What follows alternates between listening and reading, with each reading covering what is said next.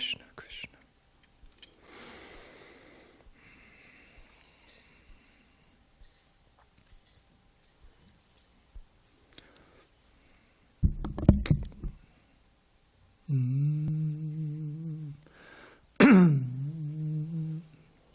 Jaya Radha Madhava Kunja Bihari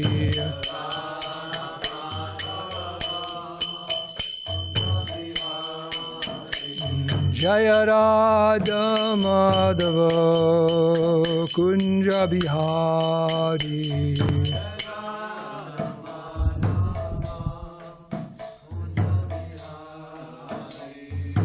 Gopi Janavallabha Girivardhari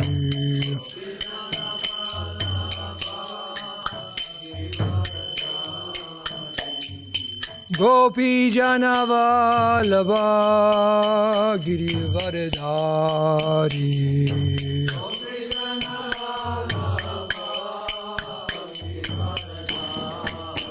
Yasodanandana Braja Janaranjana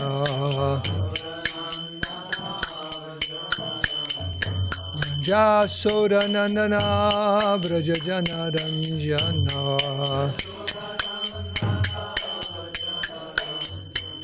Jamunatira Vanachariya Jamuna Tira Vanachari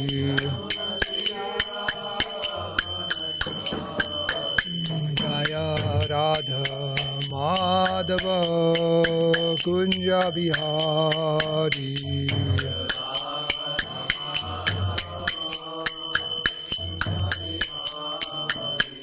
Jaya Radha Madhava Kunja Bihari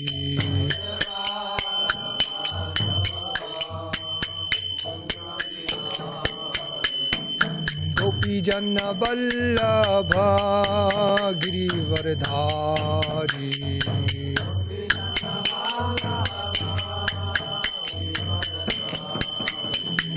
Gopi Janna Vallabha Girivardhari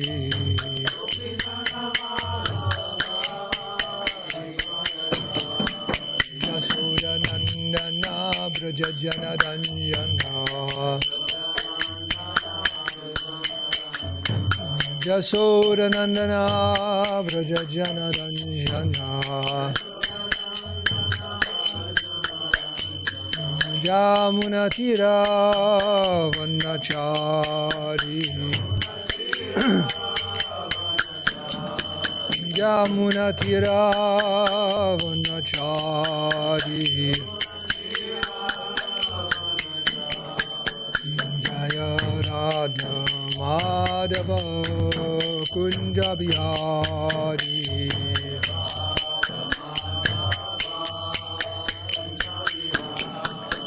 Jaya Radha Madhava Kunja Bihari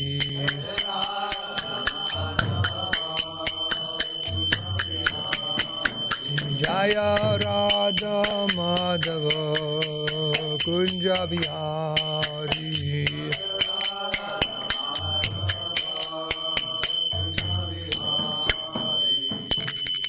Shri Radha Madhava ki Shri Radha Giridhari ki jai. Jai Om Vishnupad Paramahamsa Puri Vraja Gajaja Shri Srimad His Divine Grace Abhay Charana Ravinda Bhakti Vedanta Swami Srila Prabhupada ki jai. Jai Om Vishnupad Paramahamsa Puri Vraja Gajaja Shri Srimad His Divine Grace Srila Bhakti Siddhanta Saraswati Goswami Maharaj Prabhupada ki jai. Anantapuri Vaishnava Vrindi ki jai. Grantara Srimad Bhagavatam ki jai. Samaveda Bhaktivinoda ki jai. Go Premanandi, all glories to the assembled devotees, all glories to the assembled devotees, all glories to the assembled devotees, all glories, CC Guru and Sri Gauranga. Hare Krishna.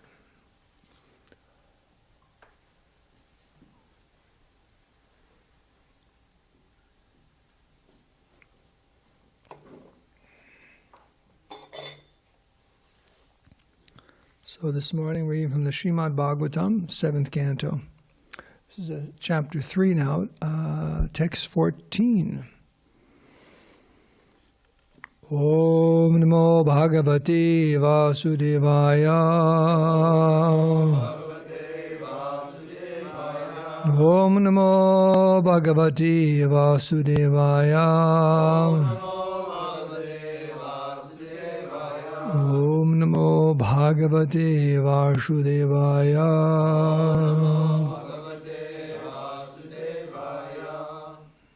Iti Vigyapita Devai Bhagavan Atmabur Nripa Parito Brigu Dakshadhyar Yayau Daitya Sharamam.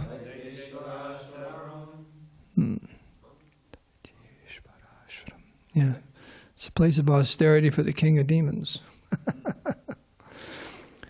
Here we go. Iti Vigapito Devar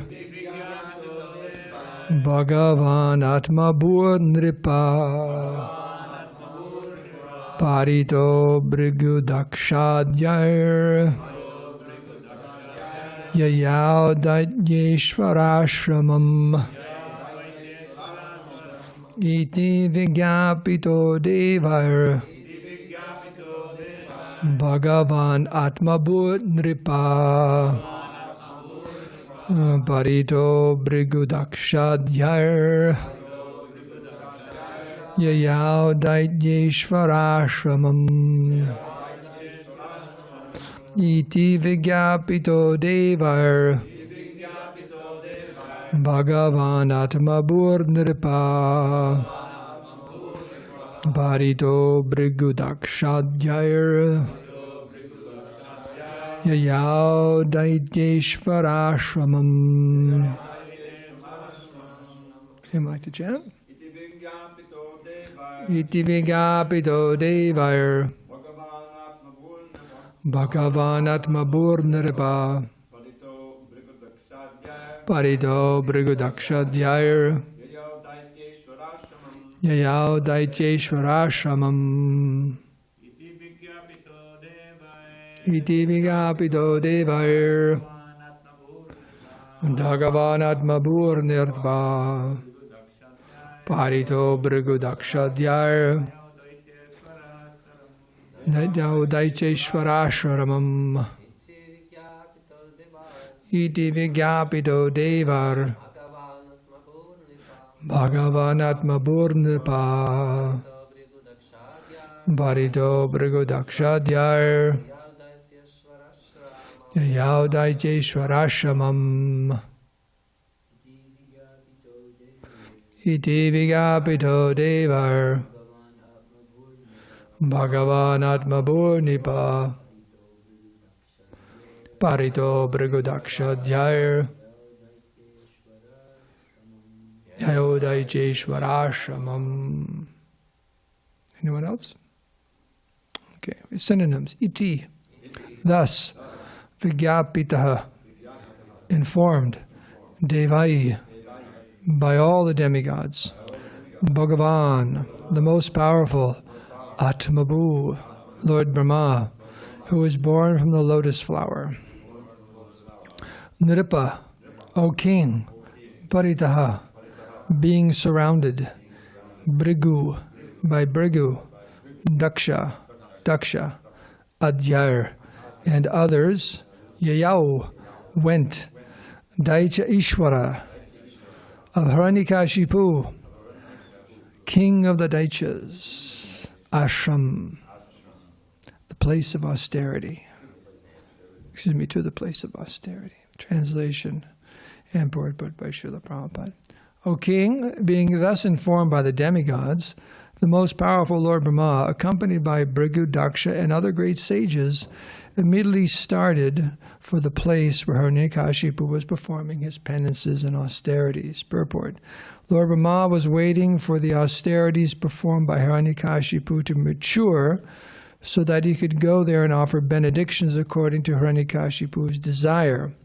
Now, taking the opportunity of being accompanied by all the demigods and great saintly persons, Brahma went there to award him the benediction he desired.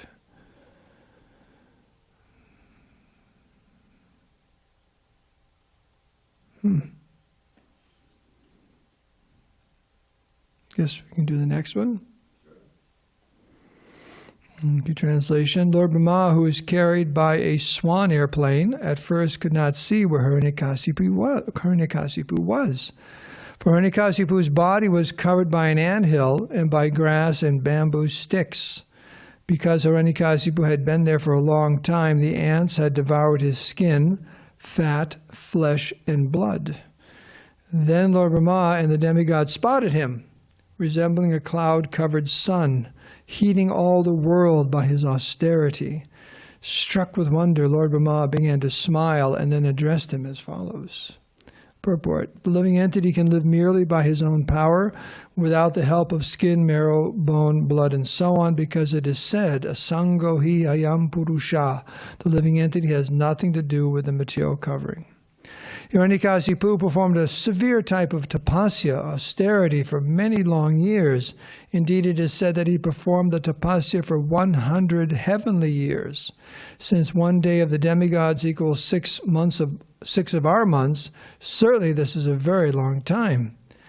By nature's own way, his body had been almost consumed by earthworms, ants, and other parasites, and therefore even Brahma was at first unable to see him. Later, however, Brahma could ascertain where Hiraṇyakasipu was, and Brahma was struck with wonder to see Hiraṇyakasipu's extraordinary power to execute tapasya. Anyone would conclude that Hiraṇyakasipu was dead because his body was covered in so many ways.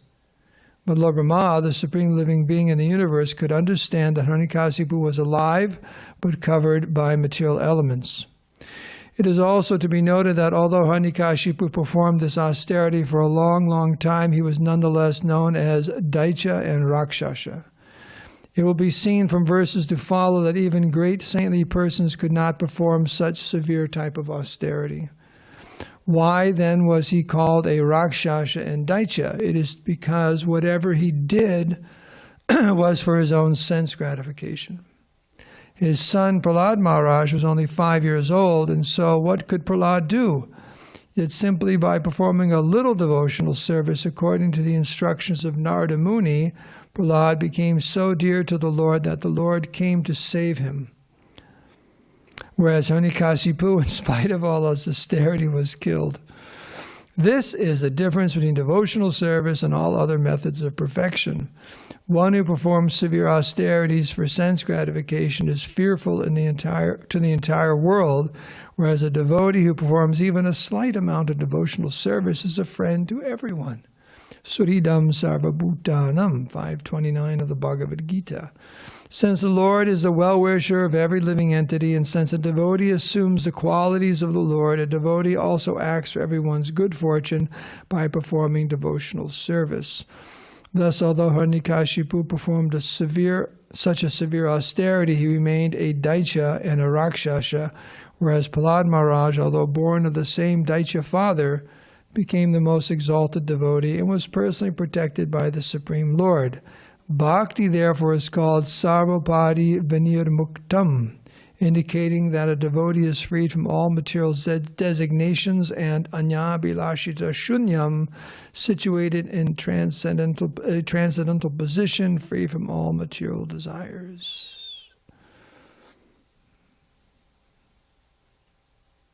Om Ajñāntimirandasya Gnanjana Salakaya Chakshurunminitam Dinatāismai Sri Gurave Namaha.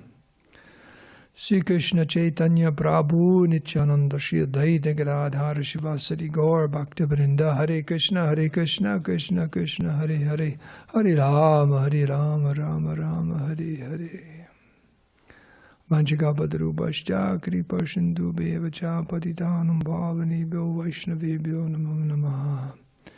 So by your good wishes, aspirations, hopes, and ardent prayers, I'll try to say a few words.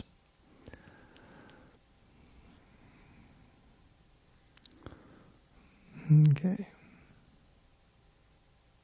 Actually, I studied for the next two verses.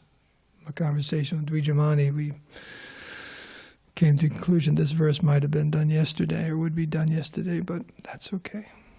So, well, there are two things I'll bring up. Does anyone have their phone with them? They can look up a verse. Do you have the verses? Dravida, Prabhu? Dravida, could you look up a verse for me? Verse about what? It's 7:10:30. 7:10:30. Yeah. What it is, I just want to bring up two things at the conclusion of this pastime. Because, Lord Brahma is coming, and he's going to offer a blessing or benediction to Lord Brahma, to Hiraṇyakaśipu, because of his great austerities. Because that's what the austerities, in relation to the devatas and so on, so many austerities are performed. One becomes very, very powerful and attracts the attention of the demigods to appease them. And so Lord Brahma, you can imagine how, just like it in our judicial system of maintaining law and order, if something is someone breaks the law, some transgression, you call the police. Maybe call the police, like that. Or it's very little. You can take the law into your own hands, but you call the police. Then it gets significantly worse. Some people call the FBI, right? And it can get even worse than that. There are other groups that are called in, just like if it's really bad, they call in a SWAT team, right? If it's a hostage situation or something, it gets progressively worse and worse. Then they've got the bomb squad. They've got this. They got Homeland Security, and in other words, this is a big problem. And they have more. Higher you go. So this was a big problem.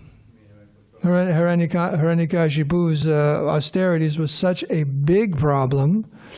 Lord Brahma himself, the creator of the universe, had to come. Sometimes Indra will come, or different personalities like that. But this is all the way to the top. It's like the hotline. It's like, Lord Brahma, we have a situation. Yeah, they informed him like. This is a big, and also this happened with Mother Bhumi. Went all the way to Lord Brahma, then they went all the way to Lord Vishnu, and asked for some help because it was getting out of hand. So it's some indication of how, a very direct indication of how serious and how powerful Hiraṇyakāśipu was becoming. So he wanted to appease him. Okay. You just turn it down, and they'll give you a blessing and benediction, and we'll just kind of like. What is that? The word I'm trying to think of? Anyways, deflate the situation. Kind of deflate the situation. Okay. Yeah. Because what happens at the end of this pastime, when it's all over with, and after Prahlāda Maharaj offers all of his prayers, and Lord Nrsimhadev is pacified, the Lord Brahma offers a prayer, and then Lord Nrsimhadev chastises Lord Brahma. That's this verse here. You have the microphone? Like that. So, something to bring up. Shri Bhagavan Uvacha, Mayavang Vibho Suhṛdaṁ te, Padeyak Padmasambhava, Vada Krura Nasarghanam Ahinam Amitam Yata. Supreme Personality replied, My dear Lord Brahma, O great Lord born from the lotus, just as it is dangerous to feed milk to a snake, so it is dangerous to give benedictions to demons, who are by nature ferocious and jealous. I warn you not to give such benedictions to any demon again. Okay, so one thing is he's going to give a blessing, but this blessing turned out to be a great disturbance. So at the end of the pastime, before Lord Brahma left, Lord Nrsimhadev said, don't do this again. It's created a lot of problems. Don't do this again. Okay.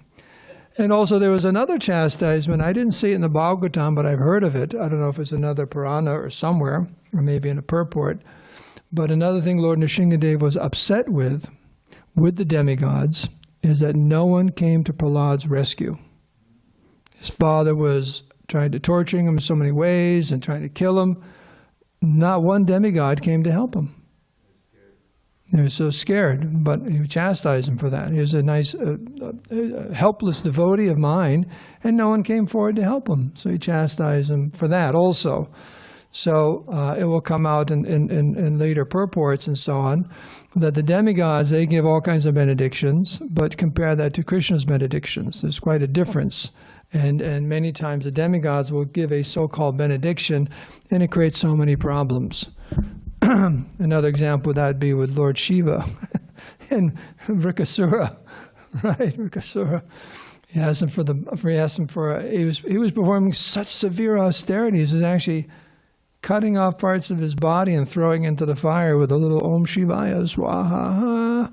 If you ever see me do that, grab me, slap me around a little bit. I won't do it anyways. Just, I mean, you can imagine the intensity of desire to get Lord Shiva's audience. You know, and it's just, and Lord Shiva appeared to him and said, "Wait, just stop." Actually, that was when he started. He was actually going to cut it. That wasn't working. It wasn't working, cutting off pieces of flesh. So he's going to cut off his head and offer it into the fire. One last swaha. You know, what comes first? The head rolls off or the swaha? I don't know. But Lord Shiva said, "Stop, stop, stop, stop." He appeared and said, "You don't have to do all this. If you want a blessing, I'll give you a blessing. What do you want?" And he said he wanted the benediction that if he touched someone's head, it would explode. I said, "Okay." You know. And then who, you know, the first person he went after was Lord Shiva. And he went after Lord Shiva. So, created all a big problem, and finally the Lord had to come and straighten it all out. He appeared as a young Brahmin boy and told Vrikasura, I said, I don't believe that. I don't believe he gave you that kind of benediction works. He's been known to be giving out false benedictions recently, and you're being made a fool. And if you want to prove it to yourself, go ahead, touch your own head. And he touched his own head like an idiot and blew up. So Krishna had to come and save the day. Even Lord Shiva was running all over the universe, being chased by Vrikasura. So the demigods, this is the kind of benedictions they can give. So Lord Nrsimhadev was warning Lord Brahma not to do this anymore. So the power of austerity is mentioned here. Tapasya, one becomes very, very, very powerful, but that doesn't mean that just someone's engaged in austerities that they're necessarily a spiritual person. You know, sometimes you see these shows on Kumbh Mela and so on, and these yogis and, you know, performing all these austerities, no clothes on, long beards, and you know, the old thing about yogis in India lying on a bed of nails. Is there such a thing? You've seen? You've done? The fire one. Oh, the circle of fire around them, like that. They sit in the middle in the hot sun and they build a... So there's all these different varieties of austerities that are there, and some just to make a person detached from the body and powerful. Austerities give people power. In the material realm, people working very hard is an austerity. They work very, very hard and they accumulate so much wealth, or they work very, very hard performing austerities and become very learned or very talented in some field. So people perform austerities, but that doesn't mean they're a spiritual person at all. And here's the example. Hiraṇyakaśipu, Lord Brahma is saying that he's never seen. And he sees a lot. It says the whole universe is like a walnut in his hand. It says in the second canto. He's conscious of what's going on. He's never seen anyone perform such austerities. Of course, Hiraṇyakaśipu is one of the residents of the spiritual world who's come to be a big demon. So, it just, Lord Brahma was saying, I've never seen such austerities before. And Prabhupada makes the point also here that so it's a powerful austerity that he maintained, you know, just like an austerity may be fasting. Do you like fasting? I don't like fasting either. Does anyone here like fasting? I mean, more than like from breakfast? But, you know, you fast, and you fast, but if you just keep fasting, what happens? If you don't even take a drop of water, the body just, and in previous ages, it was explained to me once, like in this day and age, you got to eat solid food to stay alive, okay? And maybe it was in Dwapara Yuga, water. You could stay water. And then the previous age behind that, just like Dhruva Maharaj, just by breathing. He was taking some breathing, just by breathing. But our bodies aren't like that anymore. In Kali Yuga, the body is so useless that unless you got 3 squares a day, you can't get by. You know what that means? 3 squares means 3 meals a day, right? We have to eat. But in previous times, someone could live a long time just on water. And then before that, just by breathing. So, and then before that, yeah, Oliver. Okay. But reading that just like this, you can maintain that. You keep your life heirs and your body together. In Kali Yuga, they can have meat, solid food and this and that previously, just by water, just by air. And then here it's described here, he kept his life heirs and the soul in the bones of his body. That was all that was left that wasn't eaten up by worms and ants and so on. Such a powerful yogi. But this is a previous age. There's no question of anyone doing that in this day and age. There are accounts in recent, history, and maybe in India today. There's one book Marichi Devori gave me years ago. It was by a British officer who lived in India, and he just wanted to debunk all of these yogis.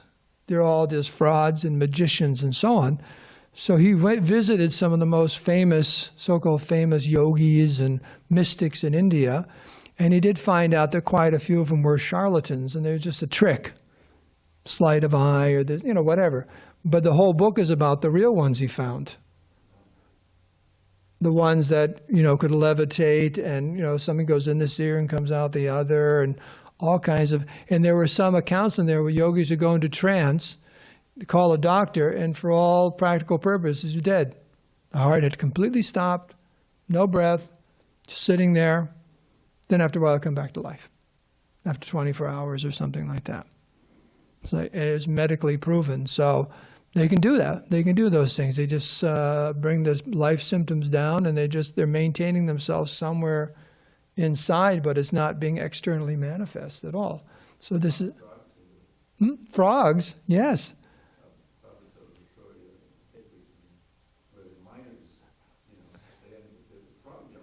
Right. Out of solid rock. They broke it open. Yeah. I mean, it's like hibernation, right? Every year, all the bears and this and that, so many reptiles, they hibernate for 1 year, let alone many, many, many, many years. So I guess they call it like frog or bear yoga, right? You just kind of go into suspended animation for some time, and then you come back like that. And isn't that what cryonics is? They're supposed to be. I don't know that I've thought anyone out yet, but the idea of you suspend the life symptoms, life airs, and then you unfreeze the person and they come back to life and they have a cure for their disease. So it's quite mystical about all this. And is this later on? One purport. Yeah, Prabhupada talks about Jesus Christ. A few purports about Christ going into a similar situation. He said one author was saying that he was crucified and he was in the samadhi, and then he kind of woke up and left and went to Kashmir. Out the back door, no one saw him, just left. Right there, it came in handy. So, now probably the main thing point being made in this purport is about, let me back up, the difference between these kinds of austerities and devotees. And look at the austerity comparison Prabhupada saying between Prahlāda Maharaj and Hiraṇyakaśipu. And Prahlāda Maharaj, a little boy, what could he do? But a little bit of devotional service, offering prayers to the Lord. In fact, is Prahlāda Maharaj mentioned as one of those who attained perfection in the 9 processes of devotional service? Yeah, he's remembering all those difficulties and everything. We get a little bit paper cut and we flip out. And everything he went through, just his mind was always fixed upon the Lord.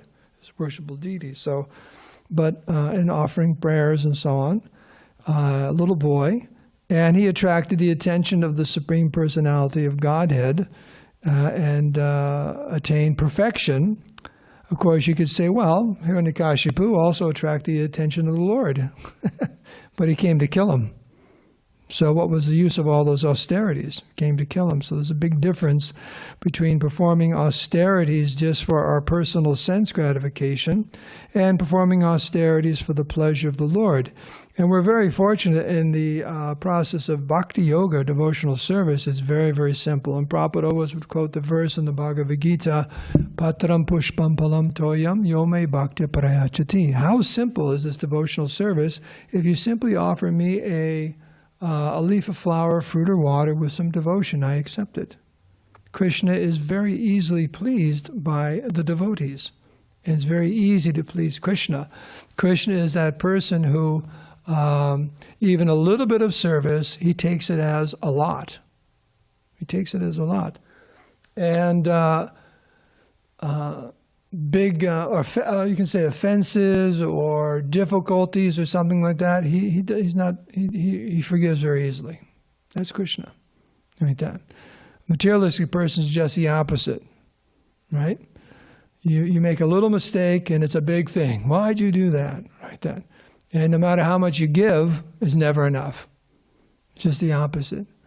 But Krishna's the person, he appreciates it. You got a little bit of devotional service, and the rest of it, whatever else, it's just, okay, that's okay. Krishna's very, very, very kind. So it's so easy to please Krishna. And when one has pleased Krishna, what else is left?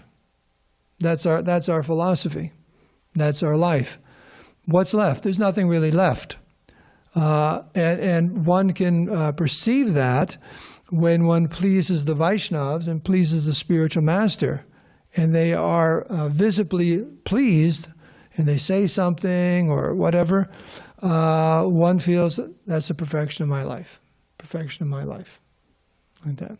So it's a little indication of what's like when Krishna personally appreciates. You feel Krishna personally appreciating whatever devotional service you are doing. That's the nature of Krishna. So, and there's also that verse about who we're going to serve. Krishna's like that, but we're not serving Krishna. We're serving Maya. We're serving our senses. In one place, they're called. What is that verse in that song? Durni Desha. Is that it? Bad masters, like that. Bhaja Hure Mana Srinandanandana, that song about, we're serving bad, simply for Chapala Sukha Labha Lajire. There's a Durni Desha. Okay, what's the one that says bad masters? We're serving Kripana Durjana. Yeah, miserly masters. In other words, our senses and people in this material world, they'll never give us a break. They'll never give us a break. Never be happy. Well, there's that verse also. I wanted to bring that one also. Yeah, that's the one. During the Desha, the one serving our senses, our mind and senses. They're never happy. It's never happy. No matter what you do, it's never enough. It's never enough. Like that. Kripana Durjana. Like that. So, and also that song from Bhaja Hure Mana. We're just serving bad masters, miserly people in this material world. And for what? Chapala Sukha Labha Lajire. Just Chapala Sukha means a little bit of happiness. That's all we get. Fleeting, just fleeting. It just comes and goes, and it's nothing. So, but Krishna, a little bit of service, and Krishna is so happy. So, let me just see if there's anything else in this purport.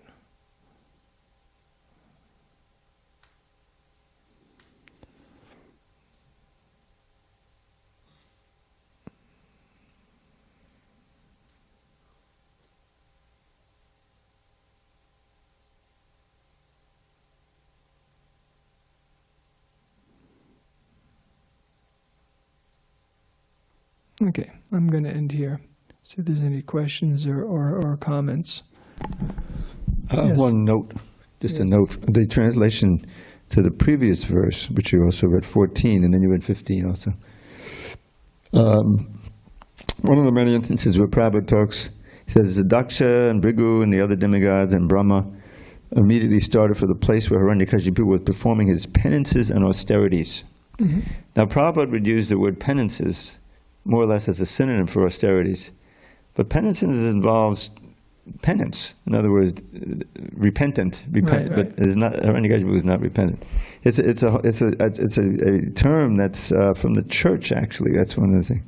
A sacrament, as in the Roman Catholic Church, consisting of in a confession of sin made with sorrow and with the intention of amendment, followed by forgiveness of the sin. Hardly what Hiraṇyakaśipu is. He's just warming when up. You see that, probably it's just austerities and more austerities. That's what Prabhupada means. Yeah.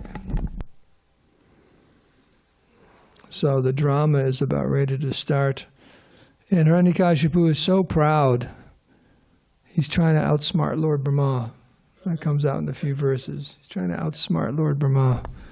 He said, give me, I want to be eternal, immortal.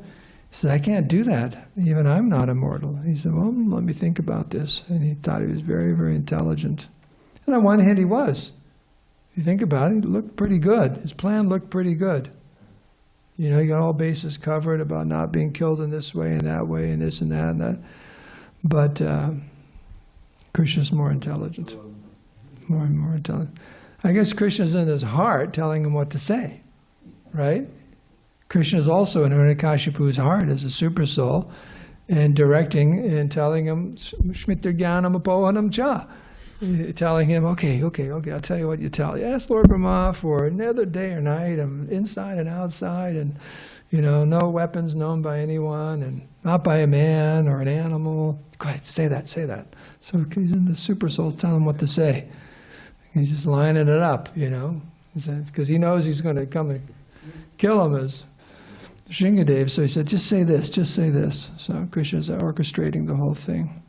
But one should never think that austerities are not required. They are required. In order to become free from the bodily concept of life, we have to separate our, become free from that attachment, to purify our consciousness, and that requires some austerity. We're very, very, very attached to material existence, whatever body we're in. You're in a completely different, you're in a different body today than you were in yesterday. Did you know that? So many cells, it's not the same body. And isn't it amazing we're just attached today as we were yesterday? It's a new body, it's a new day, and we're still attached. So we got to work on it, and that's tapasya. And those are the tapasyas of devotional service. It's given to us by Chaitanya Mahaprabhu. Chanting, dancing, feasting, and philosophy. Prabhupada said, what is the difficulty? It's one of Prabhupada's favorite terms. What is the difficulty? But even in Kali Yuga, it's difficult. But those are austerities. And as they're performed, we become free from the bodily concept of life. Hiraṇyakashipu is not performing austerities to become free from the bodily concept of life. He's performing austerities to, actually he's becoming more and more absorbed in the bodily concept of life as the controller of the universe and the demigods, and thinking this will work. So it's interesting comparison. Anything else? So we can end here. Yes, Prabhu. Hare Krishna, thank you for the class. It is known that best austerity is attentively chant Hare Krishna. And so I want to ask you, please explain this austerity. It's like steps or something in more detail. Yes. Chanting? I mean, what we should do during chanting. Okay. To attain this, gifts of his austerity. Read Burijan's book on japa. Okay, that's the answer right there. No, one thing is, a very simple thing is, especially in the beginning, we have to control our mind. That's yoga. You have to control the mind, chant with rapt attention and some feeling and affection, and that takes practice. That's the yoga. You take your beads and you chant, and it could be with less than a second. Sometimes the mind wanders. Do you ever notice that? I mean, you barely get your hand in your bead bag and you're thinking about something else. So we have a task of controlling the mind and fixing it upon that transcendental sound vibration, which is non-different than the Supreme Lord. Radha and Krishna are personally there. So the austerity is bringing the mind back, and just listening and prayerfully, offering oneself during japa. And there's many other things too. The austerity of chanting means make sure you go to bed on time and get up early, and so much advice is there, but that's the austerity. How to chant very peacefully and full concentration and with some affection and calling out to Krishna. And the big thing is the mind is not really so happy about that. So you got to bring it back like that. So that's one thing. But there's much to be said on the chanting of Hare Krishna and how to do it properly, how to chant properly, and so on. And we learn those things and apply them. But the mind uncontrolled mind is our greatest enemy, because it just keeps distracting us. It's such a simple process, but the application is difficult because we have our mind is just attached to so many other things, and it's just trying to keep our false perception of ourselves, false ego, alive. We think we're this and that, enjoying in the material world, so the mind has to keep that going. What's all this Hare Krishna stuff? Right? You're supposed to be like thinking about, you're going to do this, you're going to go there, you're going to enjoy, and this. That's what the mind does. It just keeps it all alive. The false ego keeps feeding the false ego. And you're trying to put on the brakes. The mind is not so happy about that. But in due course of time, by chanting, the mind quiets down, and one becomes purified.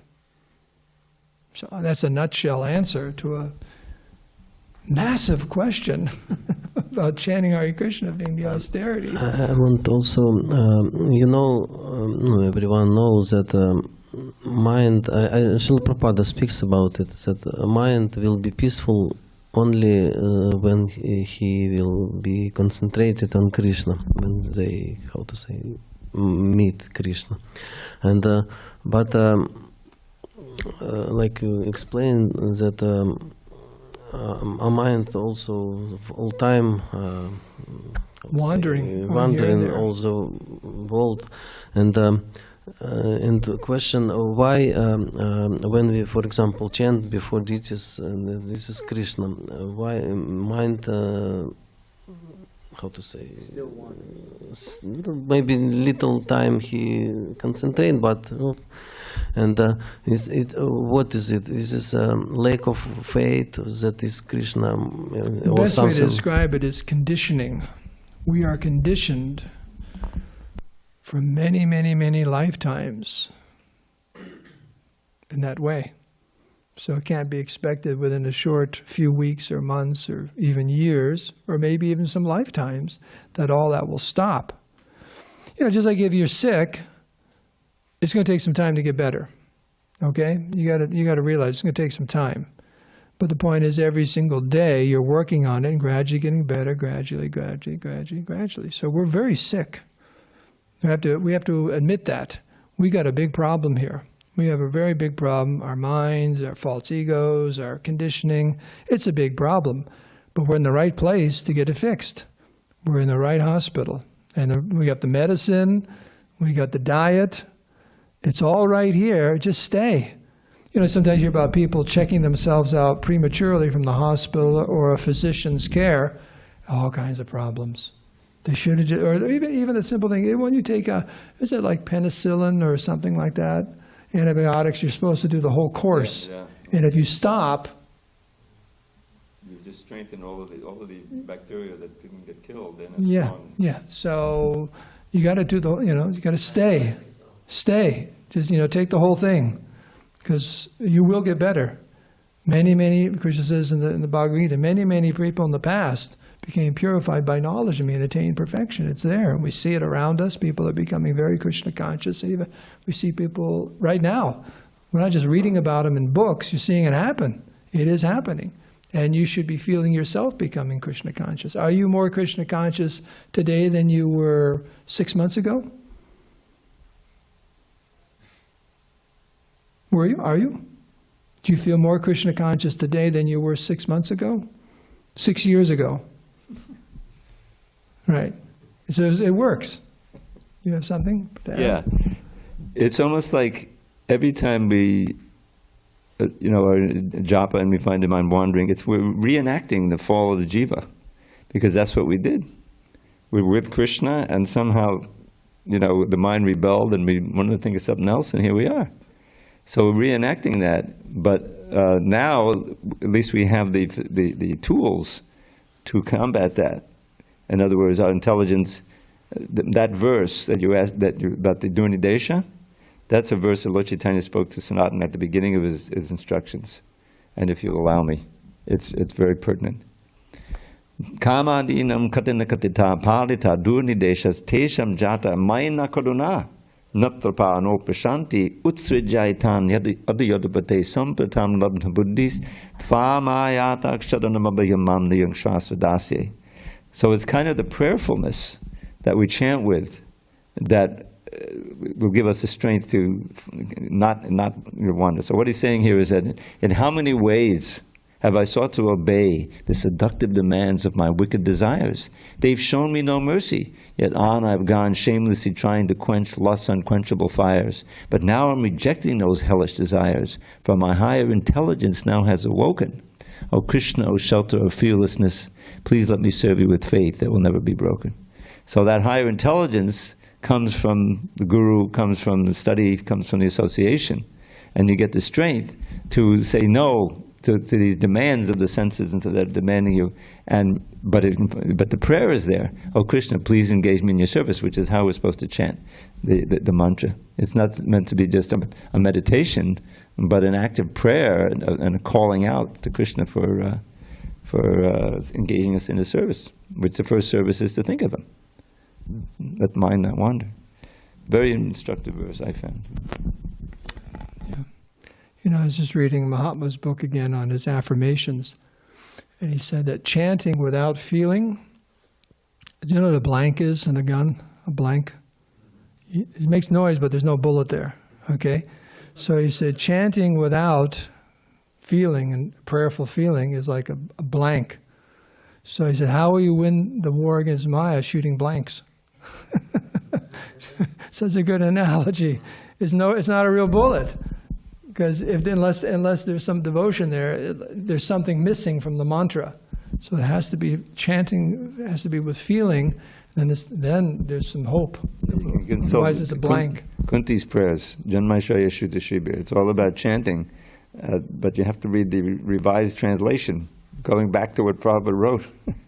Those who are too involved with these four opulences and so, they can chant, but they can't chant with deep feeling. Yes. So that's the key.